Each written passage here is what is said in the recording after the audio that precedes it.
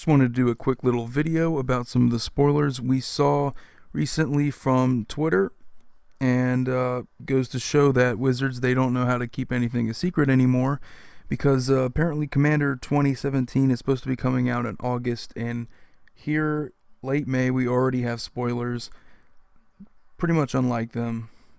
And I think last year we got our spoilers for Commander 2016 within a month before the actual release. But anyway, here we have the Dragon, which is a pretty big deal. A lot of people have been wanting Dragon Tribal. It makes sense. The Dragon is significantly more powerful than Scion.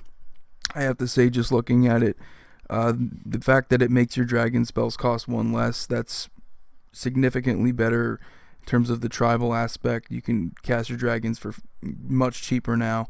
In addition to other stuff like Urza's Incubator, you can make your spells cheaper. It also has a really cool ability. Whenever one or more dragons you control attack, you get to draw that many cards, and then you get to put a permanent card from your hand onto the battlefield. It's very similar to, I guess you would say, like Ugin's ult, but not quite as good, because you don't get to put like 7 permanents or however many dragons you attack, but you still get a permanent from your hand. Next we got Kagachi Vengeful Kami, which is another legend dragon spirit, which is kind of cool. I love the artwork, but unfortunately I don't think it's as good as the Dragon in terms of the potential to be a dragon tribal commander. I think it's much better as one of the 99, but whenever it deals combat damage to a player, if it attacked you this turn, you get to exile 9-land permanent that player controls. So it's pretty good. It's a pretty good beater. Only 6 mana. I could definitely see it having some usefulness in a dragon tribal deck. Plus the dragon spirit, I think they're trying to go for, I guess, different creature types, just like we have here with Wasitora Nekoru Queen, the cat dragon. Whenever she deals combat damage to a player, that player sacrifices a creature, and if they can't, you get a 3/3 black, red, and green, basically John Cat Dragon creature token with flying, which it should be here. Yep, there it is. Cat Dragon token, 3/3. Pretty cool that they're trying to switch up the creature types. And now we got an awesome artifact creature, which can also be your legendary, your commander option. Whenever you cast a spell, you get a +1/+1 counter on Ramos, Dragon Engine for each of that spell's color, kind of like the Crystalline Crawler from last year, but really cool because it has synergy with dragons, and you can remove 5 +1/+1 counters from them to add basically Progenitus its mana to your mana pool, which is fucking incredible. That's just insane.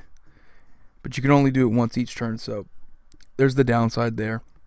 Other than that, you get a whole bunch of +1/+1 counters on Ramos, especially if you have that kind of deck that you can just keep pumping out creatures. I can't wait to see how it plays.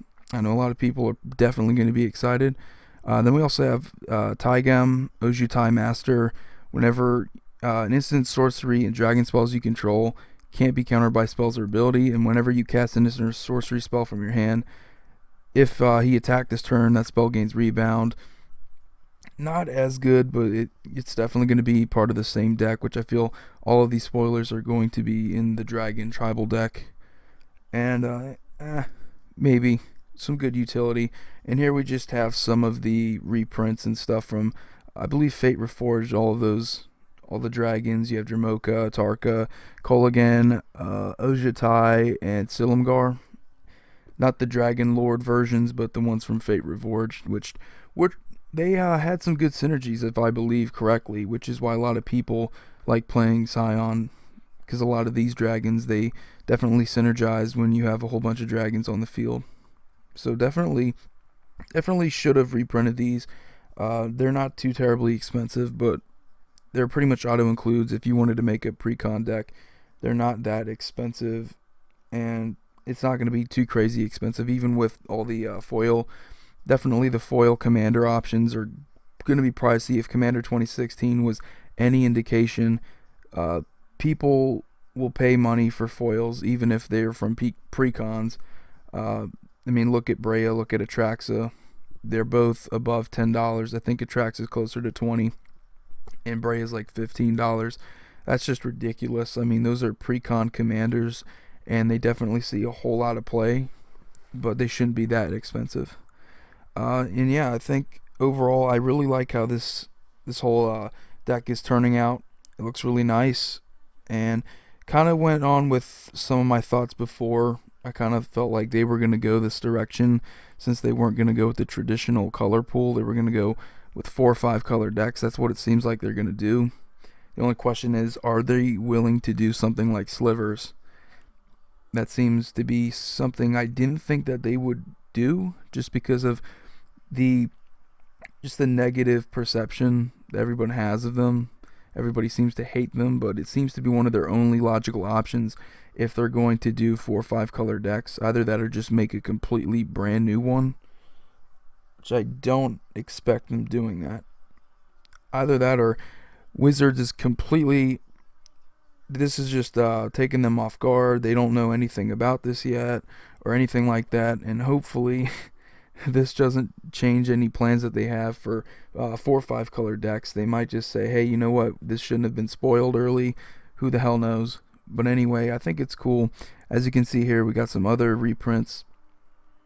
Spellbound Dragon, I don't know if that's a reprint or not, or a new card that they created, but we got Tyrant's Familiar from Commander 2014 reprinted. Has the whole Lieutenant mechanic. I think it works really well. Steel Hellkite, of course, flexible, especially for 5 colors. And you got Broodmate Dragon, because you like dragons, you get another dragon token. And you see some of the lands from, I believe, the Tarkir block again, as well as it looks like one of the 3 color lands comes into play tapped. I think Sandstep Citadel to the left there. But overall, can't really expect the world out of these decks after what we just saw being spoiled. I think the commander options are really good. But anyway, try to do more spoilers in the future if we get any soon. I don't know if we will. But if you like my content, please subscribe. I'll definitely continue to give you more videos like these or other gameplay videos too. Thank you.